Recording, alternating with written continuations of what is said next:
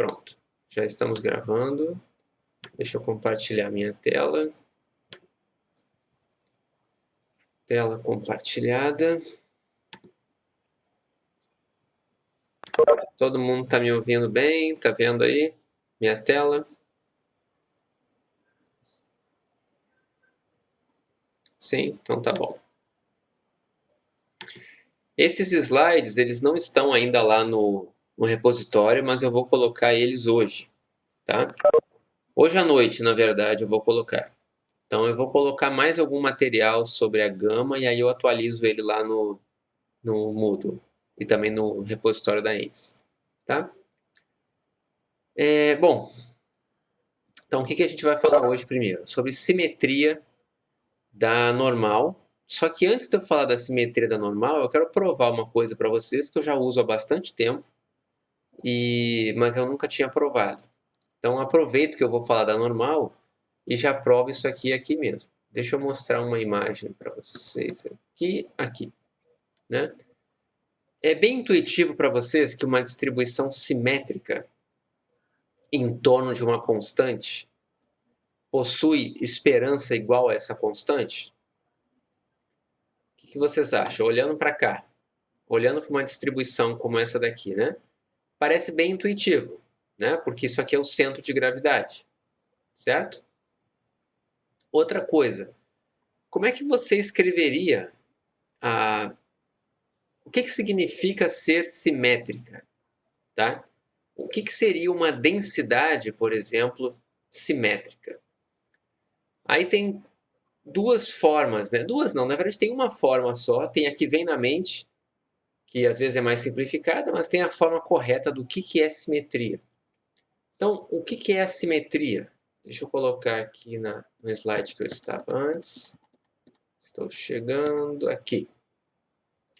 Se uma variável aleatória contínua x é simétrica em torno de uma constante a, então você tem isso daqui, ó. F de a menos x é igual a f de a mais x. Tá? Talvez você não esteja enxergando, mas pensa o seguinte. Imagina que a variável aleatória é simétrica em torno de zero. O que ia significar se ela fosse simétrica em torno de zero? Ia significar que f de menos x é igual a f de x. Então, por exemplo, a densidade no ponto menos 1 teria que ter a mesma altura da densidade no ponto 1. Ok?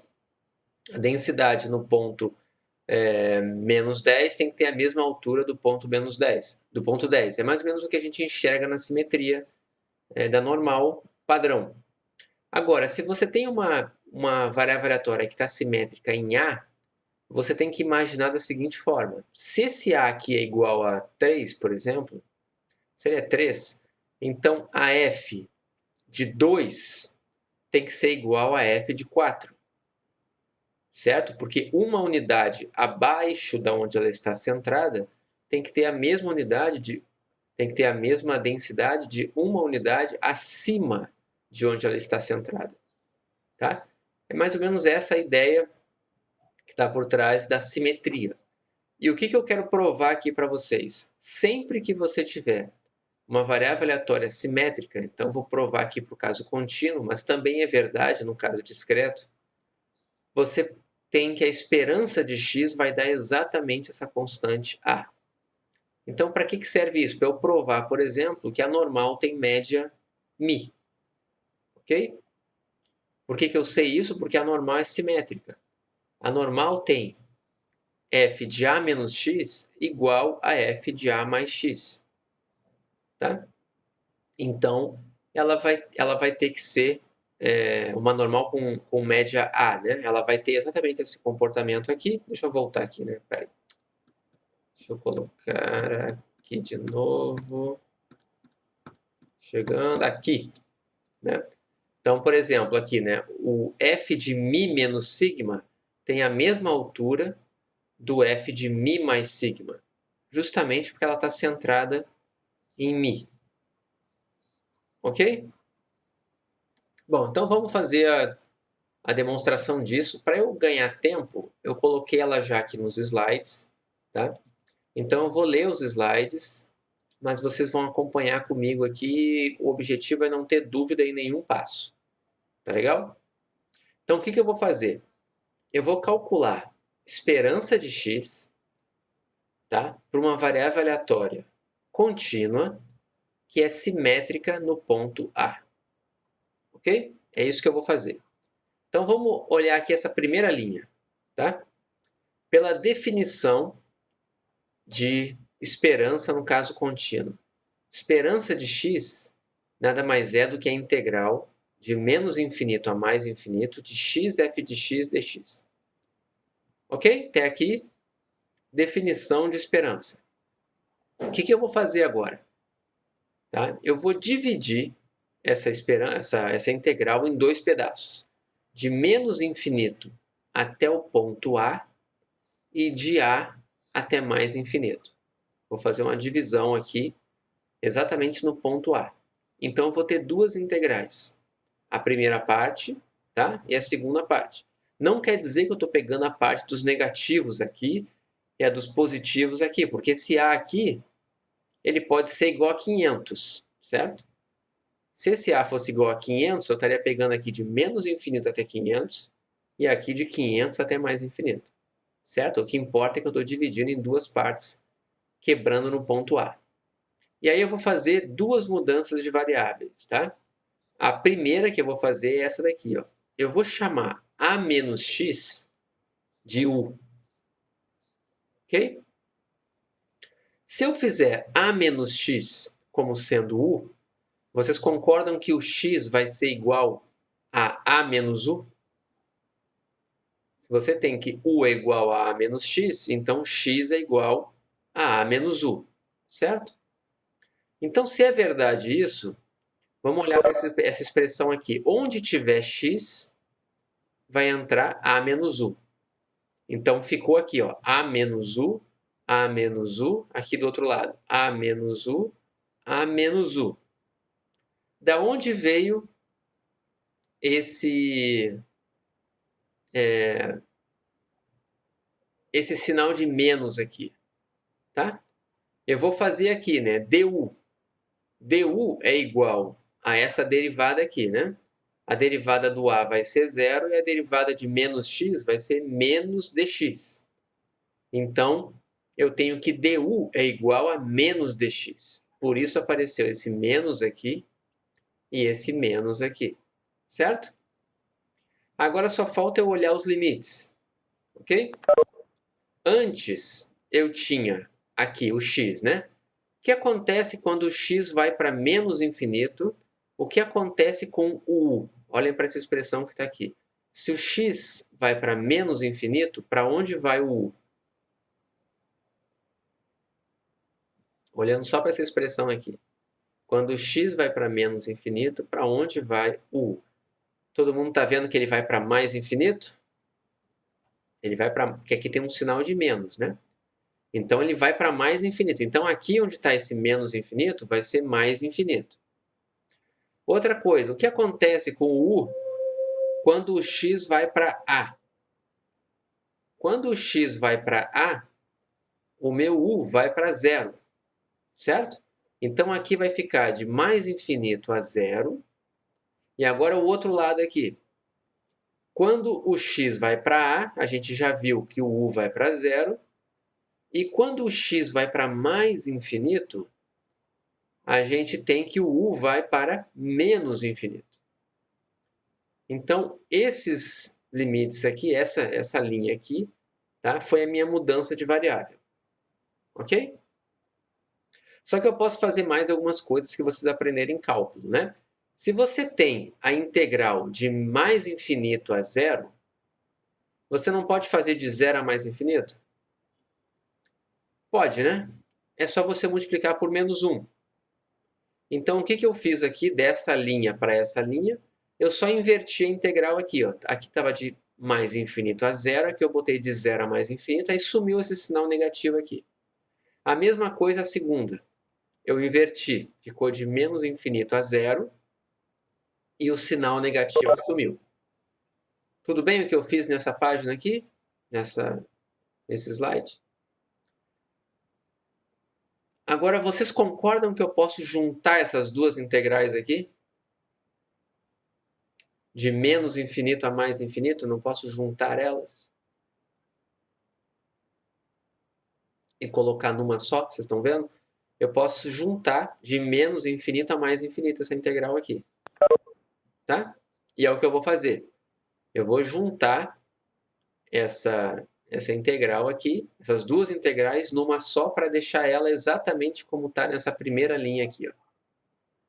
Então, essa primeira linha agora aqui é a do slide anterior, colocando de menos infinito a mais infinito, juntando as duas partes. Ok? Agora, eu vou usar a minha hipótese. O que dizia a minha hipótese? Né? Que a minha variável aleatória era simétrica. Se a minha variável aleatória era simétrica, eu sei que a densidade aplicada no ponto A menos U tem que ser igual a ela aplicada no ponto A mais U. Todo mundo entendeu isso daqui? Isso aqui é da hipótese da simetria, certo? Está no slide anterior, lá em cima, eu comecei assumindo isso aqui. Tá? Então, eu acabei de usar e transformei esse A menos U aqui em A mais U, porque eu sei que a densidade é igual. Certo? E agora eu vou fazer a última substituição, a última mudança de variável para poder provar o resultado. Eu vou criar uma variável V que vai ser igual a A mais U. Certo? Quando eu fizer V igual a A mais U, automaticamente esse A mais U que está aqui dentro da densidade vai virar V. Todo mundo está vendo? Ele vai virar um V aqui. A segunda coisa que eu tenho que perceber, quem é o dV? Se você fizer dV aqui, você vai ver que vai dar exatamente du, certo? Então, no lugar desse du que está aqui, vai entrar dV. Não precisa botar nenhum sinal negativo. E aí a última coisa que falta é substituir esse u que está aqui, ó, por a expressão dele em função de a, né? Se v é igual a mais u, então u é igual a v menos a. Se você colocar v menos a no lugar desse u aqui, ó, vai ficar menos v mais a. Então vai ficar, no final das contas, com esse a que já estava aqui, 2a menos v. Tá? Isso aqui, essa parte aqui é só a substituição do u por v menos a. E aí você fica com essa expressão aqui. Até aqui tudo bem? Esse passo aqui? Foi só aquela mudança de variável aqui, uma mudança não muito complexa, tá? Mas apareceu esse termo aqui. Aí o que acontece? Isso daqui é uma integral que tem aqui uma diferença. Eu posso fazer a diferença das integrais. Então vai ficar a integral de 2a f de v dv, que é essa primeira aqui. O 2a é constante, eu coloquei ele fora, menos a integral de v f de v dv. Ficou essa diferença aqui. Tá? Agora me digam, quanto vale essa primeira integral aqui do lado esquerdo? A primeira parcela aqui. Todo mundo está vendo? Se você pegar uma densidade e integrar em toda a reta a densidade, né? Aqui, ó, f de v dv, a mesma coisa que f de x dx. Se você integrar a densidade, isso vai dar 1. Certo? Então, essa primeira integral que está aqui vale 1. E quanto vale a segunda integral? A segunda integral é a integral de v f de v dv em toda a reta. É a mesma coisa que fazer a integral de x, f de x dx. Só está com outra letra, em toda a reta. Então, essa segunda integral que está aqui nada mais é do que a esperança de x. Todo mundo concorda? A primeira era a integral da densidade, que dava 1, e a segunda é a integral de x, f de x, ou seja, é a esperança. Então, o que fica aqui?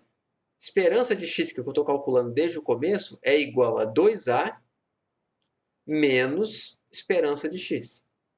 Daqui eu tiro que duas esperanças de x são iguais a 2a. Ou seja, esperança de x é igual a A. Tá? Essa é a demonstração. Ela vai aparecer em inferência, em prob 2, ela vai aparecer em métodos numéricos não, em estatística computacional 2. Em vários momentos do curso vai ser útil para você saber isso, tá? Que a esperança de uma variável aleatória simétrica sempre vai ser o ponto onde ela é simétrica, tá? E aqui está a demonstração para vocês saberem que é verdade e não só aceitar no olho. Ok? Todo mundo entendeu isso? A gente sempre falava isso no olho, né? Lá em Introdução à Estatística, a gente apresentava o gráfico e você dizia, é verdade, ela é simétrica, e você acreditava e estava de boa, certo? Mas agora está provado. Então vamos lá. Para que interessa isso? O que interessa é que quando você está com uma distribuição normal, essas duas áreas que estão aqui rachuradas, tá? Elas são iguais. Então, essa área achurada aqui e essa área achurada aqui, elas são iguais. Por quê? Porque eu estou pegando aqui ó, um intervalo de A até B, então eu estou exatamente na mesma posição em relação a onde ela é centrada, tá? Em que eu estou avaliando a área nesse intervalo aqui, ó, menos B a menos A. Isso aqui numa normal padrão, tá? Estou olhando a normal padrão.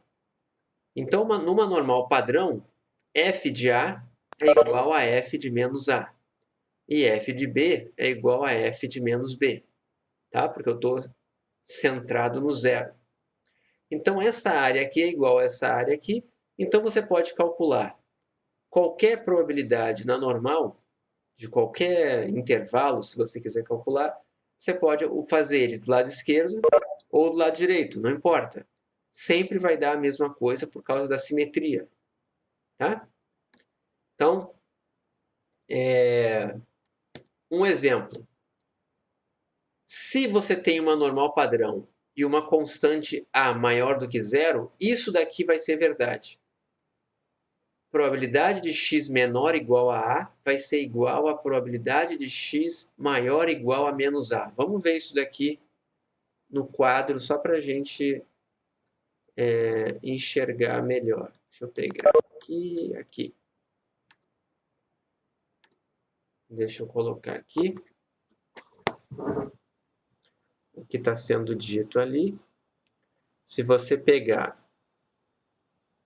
uma normal padrão, está centrada no zero, e pegar um A aqui, e pegar um menos A aqui, certo? O que está dizendo lá? Probabilidade de x menor igual a A. O que é o x menor igual a A? X menor igual a A é exatamente isso daqui. Certo? Esse vermelhinho aqui é a probabilidade de x menor igual a A. E isso é a mesma coisa que probabilidade de x maior ou igual a menos A. Todo mundo concorda? Que essa área em vermelho aqui, ela vai ser exatamente igual a essa daqui. Se você pegar uma normal e colocar o menos A aqui, ela vai ser exatamente igual a essa área aqui. Certo? Todo mundo entendeu o que eu fiz? Tudo bem, pessoal? A área para cá é igual à área para cá. Tá? O que mais que a gente tem? Probabilidade de x menor ou igual a menos A vai ser igual à probabilidade de x maior ou igual a A. Então, o que eu estou dizendo lá? Vou colocar em preto aqui. a probabilidade de x menor ou igual a menos a é exatamente esse pedacinho aqui. X menor ou igual a menos a.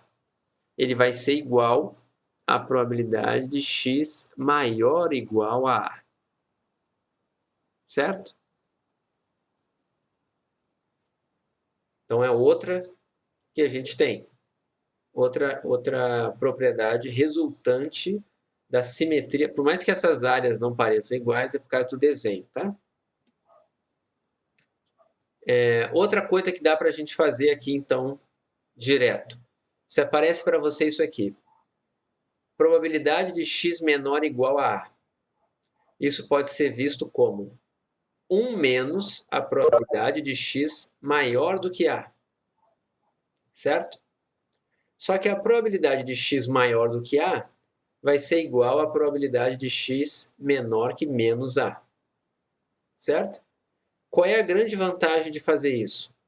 Notem que aqui, ó, eu estou olhando a probabilidade no lado positivo, porque eu estou pegando para um a positivo. Está escrito aqui, ó, o a é maior do que zero. Então, eu estou olhando a tabela do lado positivo. Quando eu estou aqui, ó, eu estou olhando a tabela do lado negativo. Ou seja, você sempre consegue ir de um lado para o outro. Se alguém der para você só metade da tabela, você consegue calcular qualquer probabilidade com essa metade da tabela. Certo? Mesma coisa aqui, ó. Um lado positivo, um lado negativo. Um lado negativo, um lado positivo. Certo? Então, depois, façam isso, tá? Só para testar. Coloquem A igual a 1 e vejam que todas essas probabilidades vão ser iguais e vocês vão olhar cada vez num lado diferente da tabela. Tá legal? Eu vou deixar isso aqui. Hoje à noite eu coloco lá no repositório e vocês podem fazer. Tá bom? Mas vocês já faziam isso lá em Introdução à Estatística. Tá legal? Não tem nenhuma novidade. A diferença é que agora está provado. E antes você fazia só... você só percebia que isso acontecia. Tá bom? Bom, vamos fazer um exemplo aqui. Vamos acompanhar um exemplo. Esse aqui é o exemplo 7. Tem as contas aqui no slide. Tá? Vamos ver o que acontece com um exemplo com distribuição normal. Exemplo de livro, tá? Então, uma empresa produz televisores e garante a restituição da quantia que você pagou se qualquer televisor apresentar algum defeito grave no prazo de 6 meses. Tá? Ela produz televisores do tipo A, que é o tipo comum, e o tipo B, que é um tipo mais caro lá, aqui chamado de luxo. Tá? E cada vez que produz o tipo A, tem um lucro respectivo de R$ 1.000. E quando você produz o B, tem um lucro respectivo de R$ 2.000. Certo? Se não tiver nenhuma restituição, ou seja, se você vender e não der problema. Por outro lado, se você vender e der problema, tá? Se você tiver vendido o televisor A, você vai ter um prejuízo de R$ 3.000. E se você tiver vendido o televisor B, você vai ter um prejuízo de R$ 8.000 para cada televisor que você vende. Ok? Aí aqui é o seguinte, ó. Suponha que o tempo para ocorrência de algum defeito grave tenha distribuição normal com média 9, ou seja, 9 meses, e com 9 meses tem coisa errada aqui, né? Não, tá certo. 9 meses é para o televisor A, 12 meses para o televisor B, e as variâncias são 4 meses ao quadrado para o televisor A e 9 meses ao quadrado para o televisor B. Certo? Então, como se fosse assim, você vende uma televisão, você dá 6 meses de garantia, mas em média, as suas televisões não duram muito não, tá? Então, se a sua televisão A que você produz, em média, leva 9 meses para ela dar ruim, certo? Para dar um defeito grave. E a televisão B leva 1 ano para isso acontecer. E a variância aqui, vamos pensar em desvio padrão, né? Então, o desvio padrão do televisor A para dar defeito é 2 meses e o desvio padrão do televisor B é 3 meses. Vocês acham boas essas televisões aqui que essa empresa produz com esses dados aqui?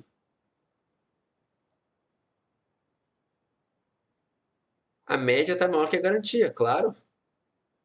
Isso está bom, né?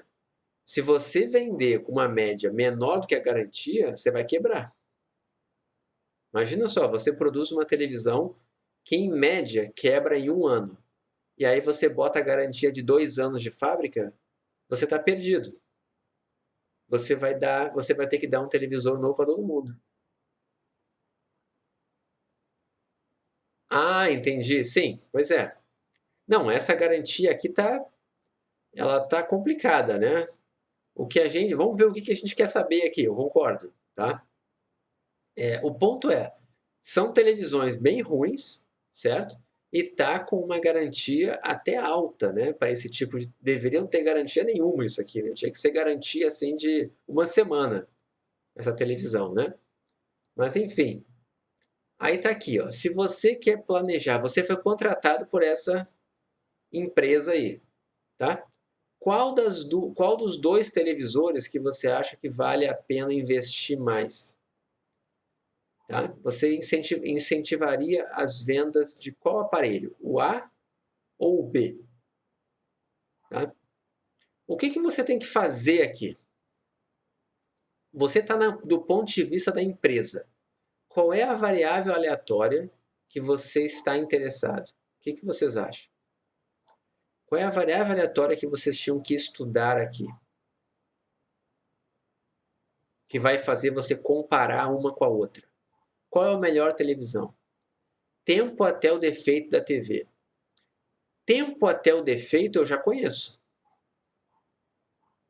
Tempo até o defeito eu já sei, ó. Tá aqui, ó.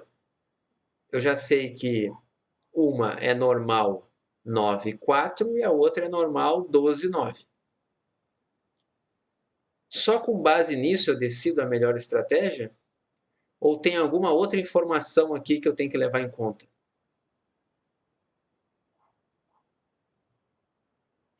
Maior lucro, muito bem. Tá? Muito bem, Lucas. Lucro e prejuízo. Você precisa escrever qual é a variável aleatória que define o seu lucro. Tá? Por exemplo, qual é o lucro ao vender um televisor? Qual vai ser o lucro ao vender um televisor? Tá? Qual vai ser esse lucro? Se você vender um televisor, qual é o lucro? Vocês concordam que vai ser ou 1.000, ou você vai ter, na verdade, menos 3.000? Acho que foi o Ian que respondeu, mais ou menos. Você fez a diferença, mas não, ali está falando em lucro e prejuízo. Já é o saldo, certo? O prejuízo é o lucro negativo, certo? Então, vocês concordam que só tem 2 valores possíveis para a variável lucro no televisor A? O lucro do televisor A é uma variável aleatória discreta, que assume 2 valores, 1.000 e menos 3.000. Concordam comigo? E a variável aleatória do lucro do televisor B também é discreta, também assume 2 valores, e os valores são 2.000 e menos 8.000. Concordam?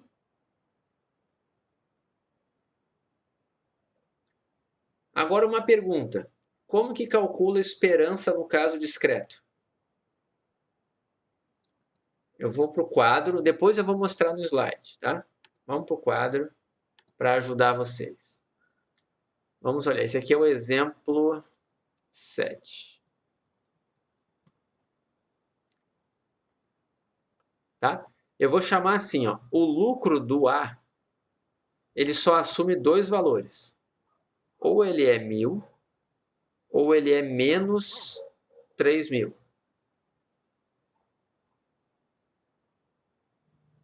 Concordam? Agora vamos lá. Qual é a probabilidade do lucro ser 1.000? Vamos pensar aqui. qual é a probabilidade do lucro ser 1.000? O que tem que acontecer para o lucro ser 1.000? A TV tem que durar mais de 6 meses. Todo mundo entendeu isso? Se a TV durar mais de 6 meses, você vai ter um lucro de 1.000. Se a TV durar menos de 6 meses, você vai ter que trocar a televisão do cara e você vai ter um prejuízo de 3.000. Então, ela vai ser 1.000 com que probabilidade? Com essa probabilidade aqui, ó, probabilidade do tempo, eu vou chamar aqui de T, o tempo de vida do televisor A até acontecer um... Por que 6 meses? Eu já vou colocar aqui, tá? Vamos lá. Porque a gente está dando uma garantia, em algum lugar aqui, ó, de 6 meses. Ok? É ela que faz a gente ter lucro ou prejuízo. Tá bom? Então, você tem isso aqui, na verdade, né? Você tem, se o tempo até acontecer o defeito for maior do que 6, você vai ter lucro. Por outro lado, se você tiver o tempo menor ou igual a 6, você vai ter o prejuízo. Certo? Então, qual é a conta que você tem que fazer? É você saber que o TA tem distribuição normal, com média 9 e variância 4. Entenderam? Esse exemplo mistura o conceito de uma variável aleatória contínua, que é a normal, com uma variável aleatória discreta, que é uma g de x aqui, que é o L. Esse L aqui, o lucro do televisor, ao vender o televisor A, é discreto, mas ele é função de t. Todo mundo entendeu o que eu fiz aqui? Conseguiram acompanhar? Então, você vai ter que calcular essas duas probabilidades aqui, ó. Probabilidade de t ser maior do que 6 nessa normal e de t menor do que 6 nessa normal aqui, certo? E como é que fica para o televisor B? Para o televisor B é a mesma coisa, só que aqui o lucro não vai ser 1.000 e 3.000. O lucro vai ser 2.000 aqui e aqui menos 8.000. E essa normal aqui não vai ser 9,4. Vai ser 12,9. Certo? Mas essas probabilidades são as mesmas, só vai mudar a distribuição. Todo mundo entendeu? Vamos lá. Antes da gente continuar, qual que vocês acham que vai ser a televisão que vai valer a pena? Só para pensar aqui em expectativa. A B? A B dá um lucro maior, mas ela tem o risco por outro lado, né, de ter essa perda grande se você tiver o prejuízo, né, se ela não durar muito. E você tem uma variabilidade aqui de 3 meses, tá? Ela demora mais para estragar em média, mas ela tem mais variabilidade. Essa daqui tem um desvio padrão de 2 meses. Essa aqui tem um desvio padrão de 3 meses, né? Vamos ver. Eu vejo que vocês estão pegando a intuição. Então, eu vou criar duas variáveis aleatórias aqui. Isso, vocês já estão enxergando como desvio padrão. Muito bem, essa intuição é boa, tá? Vai aparecer aqui. Então, vamos lá. TA e TB. Tempo até a ocorrência do defeito no televisor A e tempo até a ocorrência do defeito no televisor B. São as duas variáveis aleatórias que eu estou criando. E vou estudar em termos de ganho esperado. Eu vou calcular agora a esperança do ganho pelo televisor A e a esperança do ganho pelo televisor B, certo? Então, o meu ganho aqui é o lucro, na verdade, né? E vou ver o que dá. Então, aqui, para o televisor A, o que a gente tem? Os valores da minha variável, 1.000 e menos 3.000. Probabilidade do t ser maior do que 6. Isso aqui é 1 menos a probabilidade do t menor do que 6, ou menor ou igual a 6, dá no mesmo, que é 1 menos a acumulada em menos 1,5. Da onde veio esse menos 1,5 aqui? é só você padronizar, tá? Então, esse 6 aqui, padronizando, você vai substituir a média, subtrair a média, vai ficar 6 menos 9, tá? Sobre 2, que é o desvio padrão. E aí vai dar menos 1,5. Todo mundo entendeu aqui? Então, vai dar exatamente probabilidade 0,933. Então, você vai fazer agora o ganho esperado, né? O ganho esperado é sempre somatório de x, f de x, para o caso discreto.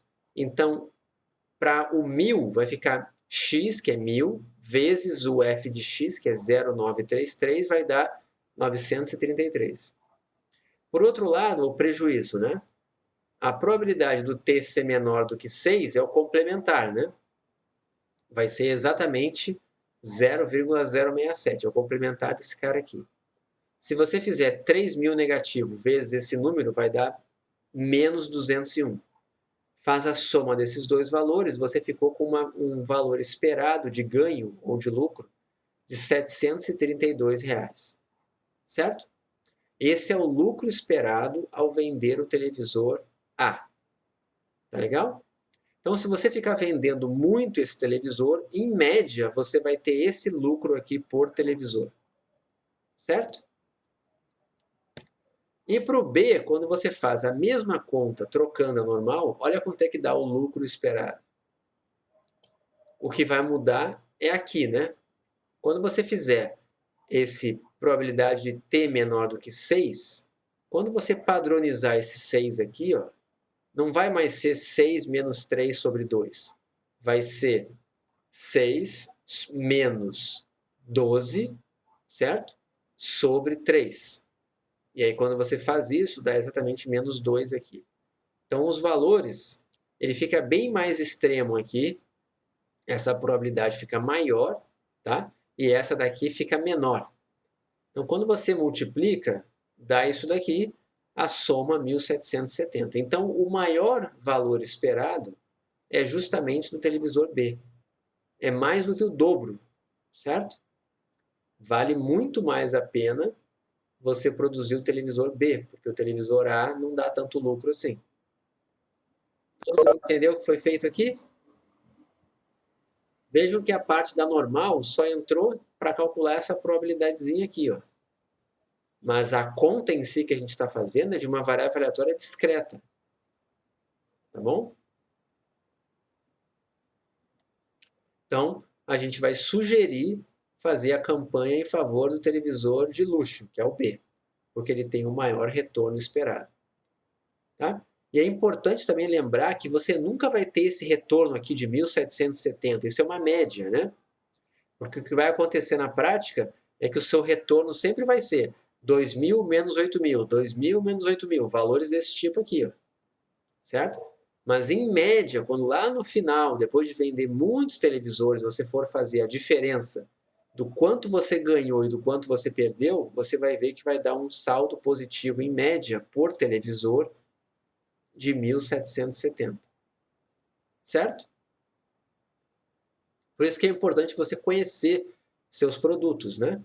Se você trabalhasse nessa empresa, imagina que você trabalha nessa empresa. O que você teria que fazer se você trabalhasse nessa empresa? Provavelmente, esse tempo até a ocorrência do defeito grave é onde você ia estudar. Certo?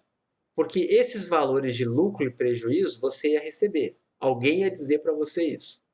Agora, como é que você descobre que o tempo até o defeito grave tem distribuição normal, com média 9 meses? Como é que você ia ter isso aqui? Você podia pegar isso com base na estatística. Você começa a pegar, vai atrás de todas as notas fiscais lá que você, dos televisores que você vendeu, olha a data de venda, olha quanto tempo durou até o cliente reclamar. Você vai ter uma quantidade enorme de dados para analisar. Você vê se o tempo parece ter, faz um histograma dele, vê se ele parece ter distribuição normal, faz um teste de normalidade, identificou que tem distribuição normal, calcula a média, a variância, e aí com base nisso você começa a calcular probabilidades em cima, com base nos dados. Entenderam? Então, por mais que seja um exemplo de livro, a ideia aqui por trás é exatamente o que o estatístico faz no trabalho. Tá bom?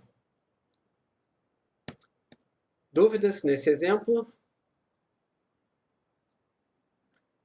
Então vamos para frente. Então assim, eu vou assumir que calcular probabilidades com a normal, tá, são coisas que vocês sabem fazer. Tanto olhando a tabela, tá, quanto colocando no R, por exemplo. Tá? No R é só colocar o famoso D-norme, P-norme e R-norme.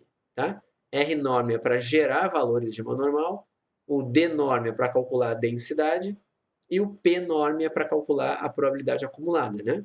Que é o que interessa para a gente para fins de cálculo de probabilidades. E a gente sabe também, por um resultado de probabilidade 2, que vocês não veem em probabilidade 1, que a distribuição normal aproxima tudo que é distribuição. E eu vou comentar aqui de duas distribuições que ela aproxima. Tá? A primeira vai ser a binomial. Ok? Então vamos lá. Se você tiver uma binomial NP, você vai poder aproximar ela por uma normal. Qual normal que você vai usar para aproximar uma binomial NP? Você vai pegar uma normal com que média? Exatamente a média dessa binomial. Certo? Quem é a média dessa binomial? NP. Você vai pegar como variância da normal exatamente a variância dessa binomial aqui. Ou seja, NP1 menos P. E essa aproximação vai ser boa quando você tiver N grande. Não precisa ter aquela coisa do P pequeno, certo? Teoricamente, é só o N grande para satisfazer. Ok? Isso vem de probabilidade 2, não tem como eu provar para vocês aqui. Tá? Mas é importante vocês saberem que a normal vai aproximar a binomial. E outra distribuição que a normal vai aproximar, dentre tantas outras, mas é mais uma que ela vai aproximar, é a Poisson. Tá? Então, olha só, como que você vai aproximar uma Poisson lambda? Você vai aproximar por uma normal lambda-lambda. Por que é lambda-lambda aqui?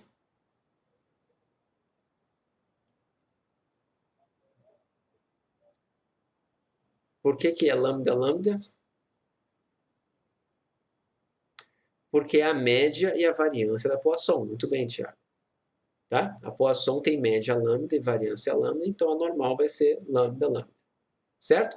E ela vai funcionar melhor para lambda grande. Certo? E isso também vem de probabilidade 2, que a gente não prova aqui. Então, assim, é muito fácil guardar.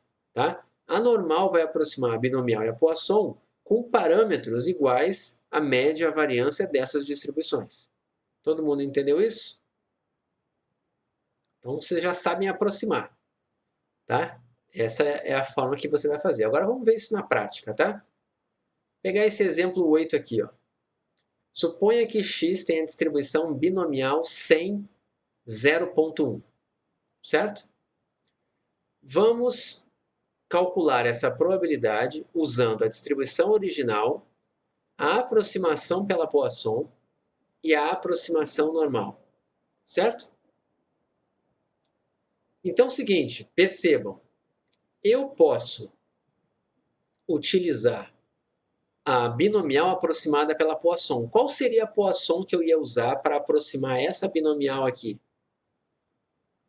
Todo mundo concorda? Lembra que é uma Poisson NP que a gente usa? Uma Poisson NP é exatamente o 100 vezes o 0,1. Então vai dar esse 10 aqui. Ó. Tá? Então a Poisson aproxima a binomial, a normal aproxima a binomial e a normal aproxima a Poisson. Certo? E eu vou calcular essa probabilidade aqui. Ó. Probabilidade de x menor do que 5 nessa binomial. E aqui ó, tem os números para vocês verem. Tá? Primeiro, cálculo exato. P binom 5, 100, 0,1, aqui está o valor, 0,057. Certo? Agora eu vou aproximar pela Poisson 10. Então é só colocar PPOS 5, 10. 0,067. Não ficou tão bom, concordam? Ficou esquisito, né? Agora, olha que curioso. Eu posso usar a normal para aproximar esse 0,057 aqui, ó. Tá? O que aconteceu? Eu fiz isso. Eu coloquei a normal 10,9. Por que é 10,9? É exatamente a média e a variância dessa binomial aqui, ó. Isso aqui é o NP, isso aqui é o NP1 menos P. E aí deu 0,047. Certo? E aqui embaixo, olha que coisa curiosa também. Eu vou utilizar a binomial, a normal, para aproximar a Poisson que está aproximando a binomial, certo? Então, olhem a diferença. Eu vou usar agora para aproximar esse número aqui, eu vou aproximar o 0067. Eu vou usar a normal 1010. E aí, com isso, eu vou chegar em 0056. É muito importante vocês perceberem o seguinte aqui. Esse 067 aqui, ó, é a aproximação que a Poisson faz para esse 0,57. Certo? Esse 0,47 aqui, ó, é a aproximação que a normal faz para esse 0,57 aqui. Certo? Esse último número que está aqui, ó, é a aproximação que a normal faz para a aproximação que a Poisson está fazendo. Certo? Então, esse número aqui, ó, a meta dele era chegar no 0067. Todo mundo entendeu? Eu estou aproximando a Poisson, não a binomial. Ok? Aí, olha que coisa curiosa. Vejam o ciclo que a gente tem. Se um dia você quiser calcular uma probabilidade da hipergeométrica, qual é a distribuição que aproxima a hipergeométrica? Binomial. Qual é a distribuição que aproxima a binomial? Que a gente tinha visto. Poisson. E qual é a distribuição que aproxima a Poisson? A normal. Certo? Ou seja, a normal aproxima todas que estão embaixo. Certo? A normal pode ser usada para aproximar todas essas outras. É bem interessante isso. Tá? Ela aproxima todo mundo. Agora vocês viram que essa aproximação não ficou tão boa assim, né? Vocês estão vendo que ela não ficou tão boa? Ela está meio ruim. E a gente sabe que isso pode ser melhorado em alguns casos. Tá? O que a gente acaba fazendo? Lembra que eu comentei isso em algum momento com vocês, lá em Introdução à Estatística, e acho que aqui, eu não sei se eu cheguei a comentar, mas a gente tem esse probleminha aqui. Ó. Vocês concordam que no caso discreto, essa igualdade aqui não é verdadeira no caso discreto?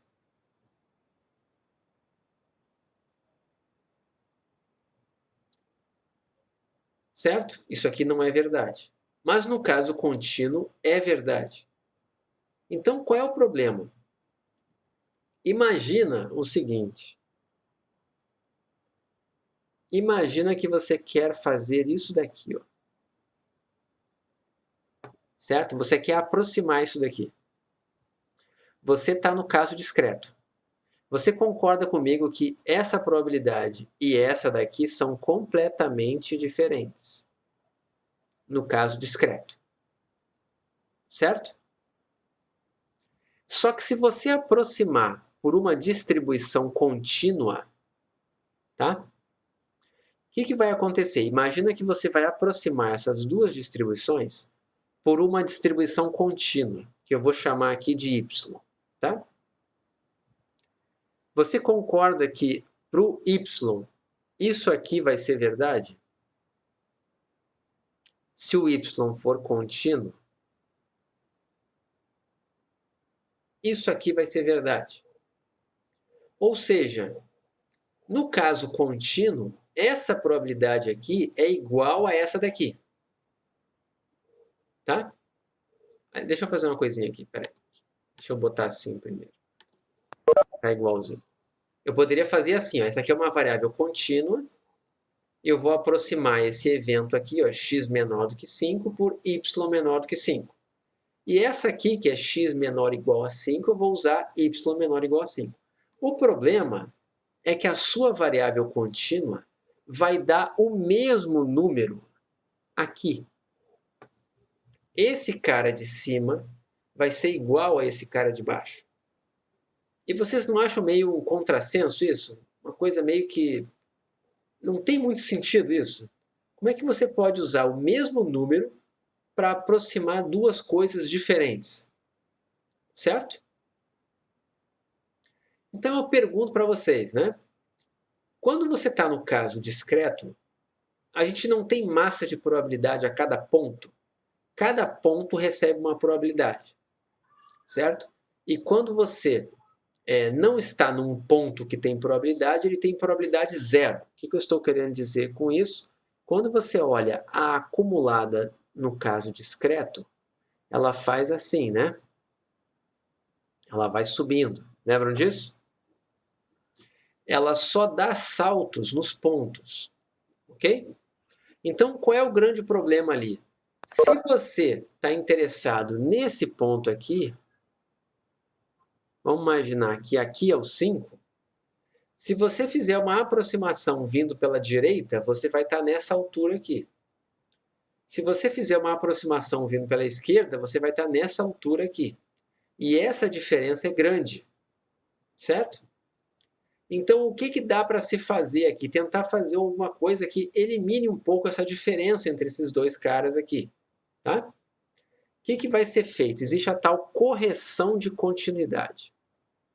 Então, eu vou apagar agora aqui. E vamos lá. Sei que está em azul, mas é isso mesmo. Aqui, tá? Vamos pensar em função acumulada. Tá? Você quer calcular a probabilidade do x menor do que 5. Você quer o ponto 5 ou você não quer o ponto 5? Não quer o ponto 5. Tá? Mas se você usar uma aproximação normal, ele vai colocar o 5 aqui, ele vai achar que o 5 faz parte, porque na normal é indiferente se você botou menor igual ou menor. Então, já que você não quer o 5, o mais seguro é você calcular a acumulada até 4,5. Por que até 4,5? Porque você vai pegar até o 4, vai colocar um pouquinho mais de probabilidade, porque na normal, entre o 4 e o 4,5 tem probabilidade, mas no ponto 4,5 é zero, no ponto 5 é zero, em qualquer ponto é zero. Tá? Mas eu garanto, pelo menos aqui, eu estou tirando meio, né? Ao invés de eu ir até o 5, eu estou subtraindo 0,5 para garantir que eu não estou colocando probabilidade perto do ponto 5. Ok? Agora, nesse caso aqui, ó, não, se você fizer até o 4, você tirou um pouquinho demais, certo? Eu vou dar um exemplo aqui exatamente no de baixo para explicar o porquê que a gente não tira um inteiro. Olha esse caso aqui, ó. Eu quero a probabilidade do x menor ou igual a 5. Eu quero que entre os 5, certo? É menor ou igual. Eu quero que entre os 5. Se eu fizer pela normal até o ponto 5, tá? O ponto 5 em si, na normal, qual é a probabilidade dele? Qual é a probabilidade do y ser igual a 5? É zero. Tá? Então, o que a gente vai fazer? Como eu sei que ele está dando probabilidade zero e eu quero o ponto 5, eu vou pegar na normal e vou botar um pouquinho de probabilidade perto do 5. Então, o que eu faço aqui? Eu vou somar meio. Tá legal? Então, o que eu faço aqui é colocar o 5,5. Isso seria a melhor coisa a se fazer quando você tem uma variável aleatória que assume valores inteiros. Você pega mais ou menos a metade da distância. Se você somasse uma unidade e colocasse os 6, você já estaria começando a incluir probabilidades próximas do ponto 6. E você não quer perto do ponto 6. Você quer na proximidade do 5. Então, esse meio aqui, ó, que entrou aqui, é para garantir que você está calculando a probabilidade do ponto 5. E esse meio que você tirou aqui é para garantir que você não está calculando a probabilidade no ponto 5. Todo mundo entendeu isso? Então, assim, como é que você vai ver nos livros? Os livros vão dizer assim para você. Correção de continuidade é o que a gente está fazendo aqui. Sempre que você for aproximar uma distribuição discreta por uma distribuição contínua, use a correção de continuidade. O que é a correção de continuidade? Quando você quiser calcular probabilidade com menor, você subtrai meio. E quando você quer com menor igual, você soma meio. É isso que os livros vão dizer. E o que eu digo para você, não pense assim. Tá? Por que não é para você pensar assim? Porque tem milhões de casos em que vai somar ou subtrair e tudo vai depender do contexto. Não adianta você pensar, se não tiver o igual aqui embaixo, é só subtrair. Mas se tiver o igual, é só somar. Não, não pensa assim. Se você vai errar se você pensar assim. É sempre metade da variação até o próximo ponto de mudança. Muito bem. Tá? Essa é a primeira coisa. E segunda coisa, se tem que somar ou subtrair, depende do contexto. Então, vamos olhar aqui no slide. Tá? Exatamente o que eu estava comentando ali. Ó. Olhem para cá. Probabilidade de x menor do que a. X é discreta. Eu vou aproximar para uma y, que é contínua. Certo? Então, eu vou usar correção de continuidade. Preciso usar correção de continuidade quando eu usar Poisson para aproximar a binomial? Poisson para aproximar a binomial precisa de correção de continuidade? Não. Binomial para aproximar a hipergeométrica precisa? Não. Quando que vai precisar? Contínua aproximando discreta. Entenderam? O problema é justamente porque no caso contínuo os pontos têm probabilidade zero. Então, olhando para cá, x menor do que a, eu quero ponto A? Não. Subtrai meio. Certo? Aqui, x menor ou igual a A, eu quero ponto A? Quero. Então, eu vou pegar o ponto A mais um pouquinho, mais meio. Certo? Agora aqui, ó, x maior do que A. Esse aqui não tem no livro, entendeu? Como que você faz aqui? X maior do que A. Eu quero ponto A? Não quero ponto A. Mas perceba, se você não quer o ponto A, você tem que começar um pouquinho depois. Porque eu estou pegando acumulado. Se eu colocar aqui A menos meio, eu vou incluir o ponto A. Eu tenho que fazer A mais meio para garantir que eu vou ficar mais distante do A sem incluir o A. Todo mundo entendeu? Se aqui fosse x maior do que zero, eu vou calcular x maior do que meio, para não entrar o zero. Certo? E esse aqui, x maior ou igual a A. Eu quero o ponto A, então eu vou subtrair meio para garantir que nesse intervalo aqui contenha o A. Todo mundo entendeu? Aqui? Então eu prefiro que você guarde na mente isso que eu estou falando aqui. Falou em correção de continuidade, você pensa isso aqui. Eu quero o ponto A ou não quero o ponto A? Se você quer o ponto A, coloque meio de forma a que ele fique lá dentro. Se você não quer o ponto A, tira meio ou coloca meio da maneira como você achar que tem que ser, de forma que ele não entre lá. Tá? E outra coisa que dá para fazer, se alguém pedir para você a probabilidade de um ponto, no caso contínuo, como que você faz aqui? Ó? Probabilidade de x igual a 3, como é que você vai fazer? Para o caso contínuo. Não dá para aproximar, porque no caso contínuo é zero essa probabilidade, não acha? Então, o que vai acontecer? Você vai fazer A menos meio, A mais meio. Então, se aqui fosse 3, você ia calcular a probabilidade do y estar entre 2,5 e 3,5. Entenderam?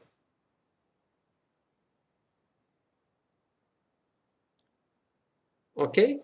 É básica, tudo que você tem que saber de correção de continuidade é isso aqui. Tá? E não deem bola para os livros, tá? Porque os livros só apresentam, ou ele apresenta esses dois casos aqui e o último, ou ele apresenta esses dois casos aqui e o último. É muito difícil um livro apresentar esses 5 casos aqui. Tá? Então, cuidado, guardem a intuição. É melhor guardar a intuição do que decorar esse troço aqui. Tá? Eu prefiro. Então, aqui agora, corrigindo, colocando essa correção de continuidade. Tá? Não quer dizer que vai melhorar, porque o valor aqui não é tão grande assim para aproximação normal. Tá? Para aproximação normal, esse n aqui ó, deveria tender a mais infinito. Esse n da binomial aqui. Ó, tá? Mas, a rigor, a conta que você deveria fazer é essa que está aqui. Ó. A aproximação da binomial pela normal, você vai fazer agora no 5 menos meio. Você vai fazer no 4,5. Tá? Vai dar 0,033 e a aproximação da Poisson vai ficar 0,040. Você fez de novo aqui 5 menos meio. Tá? Na verdade, nesse caso aqui até piorou, mas é só porque essas distribuições não são tão bem aproximadas pela normal para aquele n que está ali. Tá? E outra coisa, essa Poisson 10 aqui, ó, essa Poisson 10, para ficar parecida com uma normal, esse parâmetro aqui, o lambda que está aqui dentro, tem que ser grande. E 10 não é tão grande assim. Ok? Todo mundo entendeu? Bom, isso vem de probabilidade 2. E eu quero só mostrar para vocês agora uma coisinha aqui. Deixa eu mostrar uma binomial, tá? Eu vou pegar uma binomial e vou calcular essa probabilidade aqui, ó. Probabilidade de uma binomial 10 meio, tá? Deixa eu pegar aqui o R. Essa probabilidade aqui, ó, de binom 5, 10 meio. Ok? O que é isso aqui? Isso aqui é a probabilidade de x igual a 5 numa binomial 10 meio. Ok? Todo mundo está entendendo aqui? Eu vou mostrar para vocês como que fica a hipergeométrica, tá? A hipergeométrica quando você aproxima. Eu vou pegar aqui uma hipergeométrica e eu vou aumentar o tamanho do m, tá? Deixa eu pegar aqui. Espera aí. Vai ser uma hipergeométrica com o meu m aumentando de 10 até 500 e o meu k também indo de 10 até 500. O que vai ser isso aqui? Eu vou mostrar que a aproximação da binomial para a hipergeométrica ela é boa à medida que a hipergeométrica vai crescendo o tamanho da população e o número de elementos com a característica de interesse. Tá? Então, o que eu vou fazer? Eu vou pegar e vou aproximar isso daqui. Ó.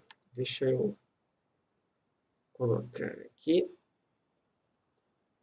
Eu vou pegar hipergeométrica, tá?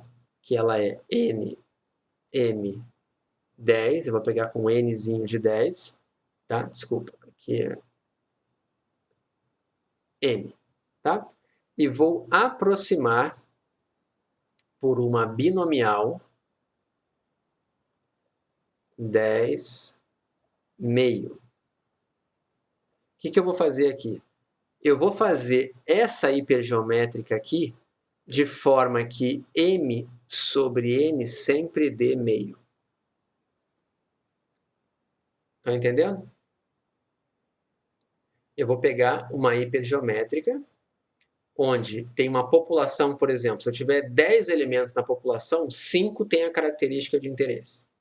Se eu tiver 50 na população, 25 vão ter a característica de interesse. De forma que eu sempre tenho meio como esse m sobre n. Por que isso? Porque essa distribuição aqui sempre vai ser aproximada por essa binomial aqui, ó. Tá? Que é uma binomial m sobre n. Tá? Aqui. Estão entendendo? Foi a aproximação da hipergeométrica pela binomial. Quero mostrar isso aqui para valores aumentando. Esse n eu vou aumentar. Tá legal?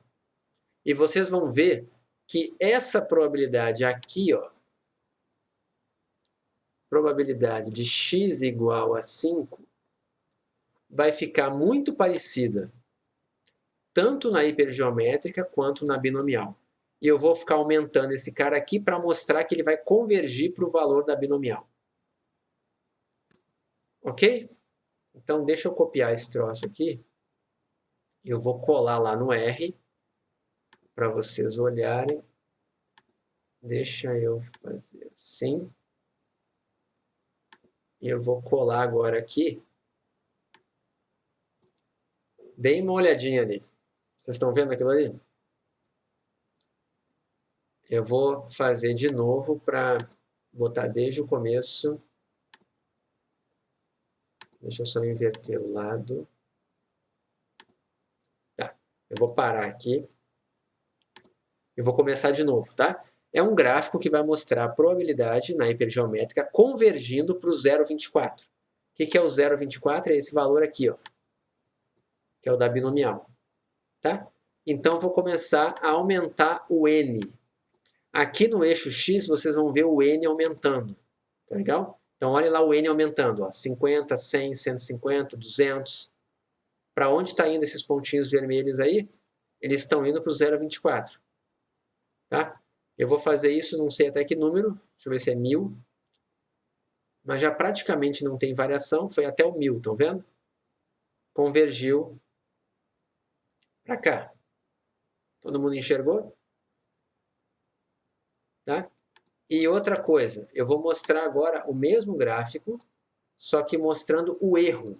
Ao invés de eu mostrar o valor da probabilidade, eu vou mostrar o erro que a gente está cometendo. Então, o erro que a gente está cometendo está ali. Ó. Olha o erro. Indo para o zero.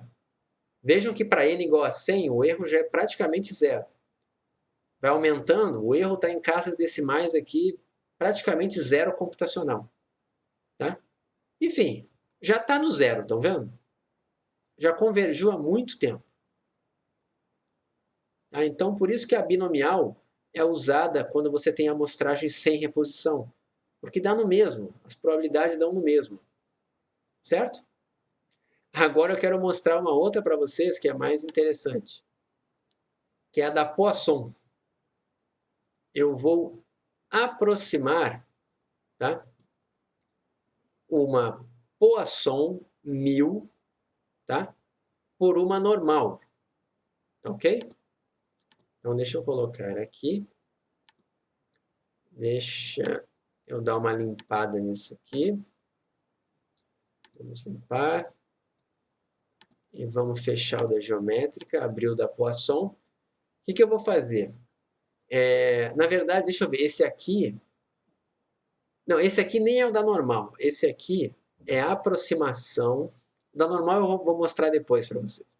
Esse aqui é o da binomial e da Poisson. Lembra que eu disse para vocês que a binomial converge para Poisson quando o n é grande e o p é pequeno, certo? Então, eu vou pegar aqui uma binomial que tem n grande e p pequeno. O p aqui vai ser 0,1. Tá? Eu vou mostrar a binomial convergindo para a Poisson. Tá? Então, eu vou colocar aqui para vocês e vou mostrar o gráfico da função de probabilidade. Olhem só. A azul é a Poisson e a vermelha é a binomial convergindo para ela à medida que eu estou aumentando o meu N, certo? Então, você vai ver ali que está ficando cada vez mais parecido, tá? Até chegar no final, né, não está tão parecido, tá? Mas isso aqui é uma Poisson 100, tá? E isso aqui é uma binomial, a última que eu fiz é uma binomial 1001. Uma binomial 1001 tem média 100, ok? Então, eu vou rodar de novo aqui só para vocês verem de novo a comparação das duas, tá? Elas são muito parecidas, a binomial e a Poisson, tá? A Poisson está fixa ali, tá? É só a binomial que tá mudando. Ok? Só para vocês acreditarem em mim quando eu falo que elas são parecidas. Tá? Tem uma outra simulação que é interessante, que mostra a binomial crescendo até chegar na Poisson, tá? Então, eu vou colocar aqui para vocês verem.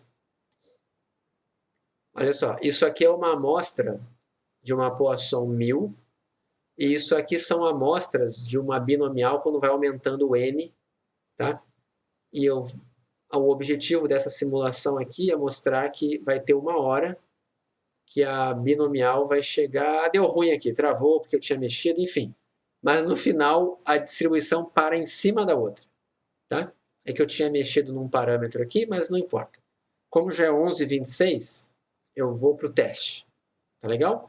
Depois eu trago uma outra simulação mais interessante na aula que vem para comentar o teorema central, que eu vou provar para vocês. Eu não vou provar para vocês. O professor de probabilidade 2 vai provar o teorema central do limite para vocês. Então eu vou mostrar uma simulação para vocês já saberem o que esperar lá em probabilidade 2. Tá bom? Essa daqui não tem problema, era mais assim, é porque é bonitinho de mostrar, tá? O resultado já está mostrado na simulação aqui. Depois eu faço por causa da hora, deixar para amanhã. Ok? Dúvidas da aula de hoje? Da normal? Então vamos para o teste. A dos erros foi a mais convincente. Você é cético, hein? Tem só aquela ali que fez você acreditar? Vamos lá. Mas é bom ser cético um pouco, né? Bom, teste 3.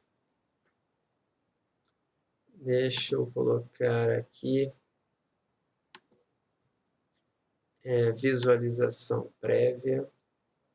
Aqui.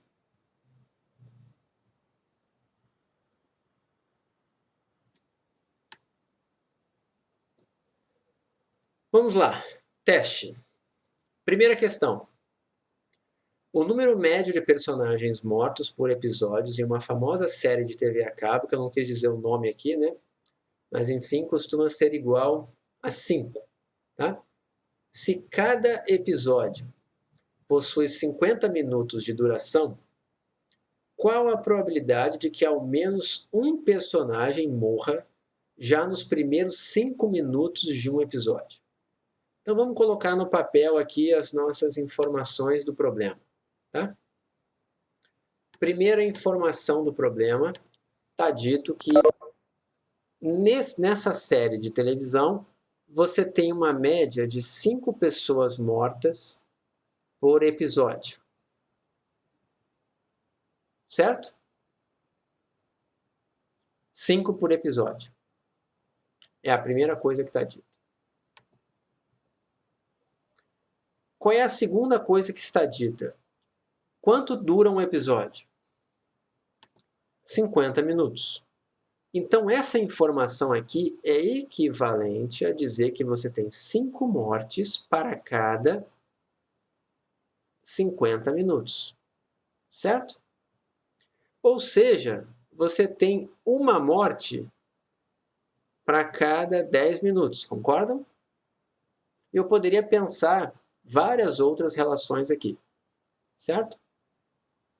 Mas aí ele está interessado no seguinte: qual a probabilidade de que ao menos um personagem morra nos primeiros 5 minutos de um episódio. Então, notem que a gente está interessado aqui numa variável aleatória que conta mortos em qual período de tempo que a gente está interessado.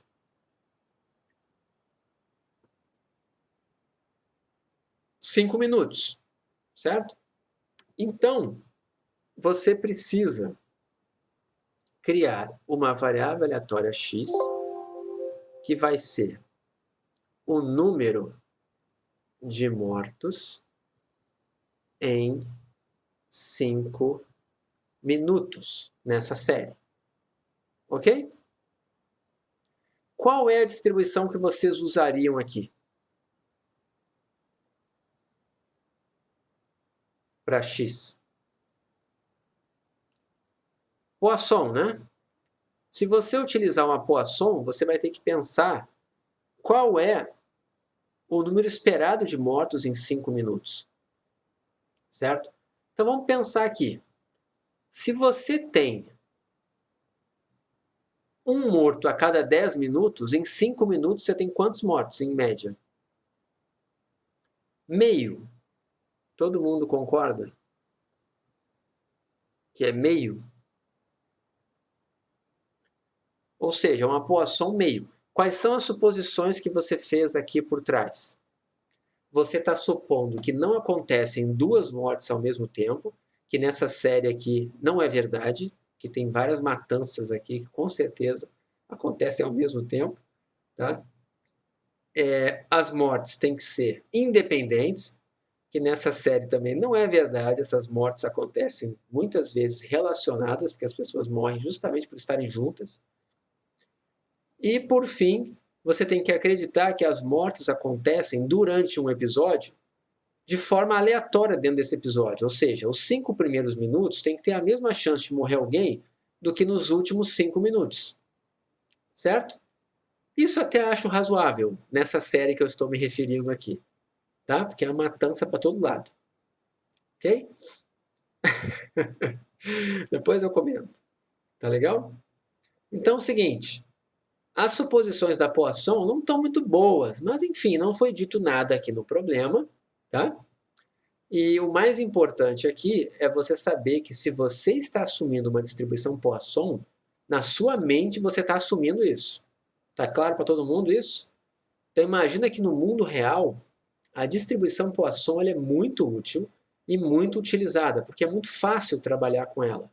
Você só precisa da média. Olha que coisa fácil. Eu quero modelar uma contagem. Eu só preciso saber qual é a média por unidade de tempo ou por numa região no espaço. Eu só preciso disso. Eu preciso de uma unidade de tempo ou uma unidade de espaço. E eu quero uma contagem média nessa unidade. Só isso. Tá? Mas você está fazendo essas 3 suposições que podem não ser realistas. Então, quando é que teu modelo vai ficar bom? Quando essas suposições forem realistas. Tá? E aí, o que é pedido aqui? Espera aí que o negócio está me atrapalhando aqui. Tá sendo pedido qual a probabilidade de que ao menos um morra. O que significa ao menos um morra? Está dizendo aqui, ao menos um morra, então está dizendo probabilidade de x maior ou igual a 1. Ok? Só que na Poisson, para calcular isso aqui, são infinitos casos. Então, você não vai fazer assim. Você vai fazer pelo complementar. Isso daqui é 1 menos a probabilidade de x igual a 0. Ok? Só que na Poisson, a probabilidade aplicada no zero, tá? Vai ser, era lambda elevado a x. O lambda aqui é meio. Então, vai ficar meio elevado a zero, ESP de menos lambda, que é o parâmetro, sobre x fatorial, que é zero. Então, o que vai acontecer aqui? Esse cara aqui é 1, esse cara aqui é 1, e esse cara aqui é ESP de menos meio. Então, é 1 menos ESP de menos meio. Então, é simplesmente isso aqui. Todo mundo entendeu?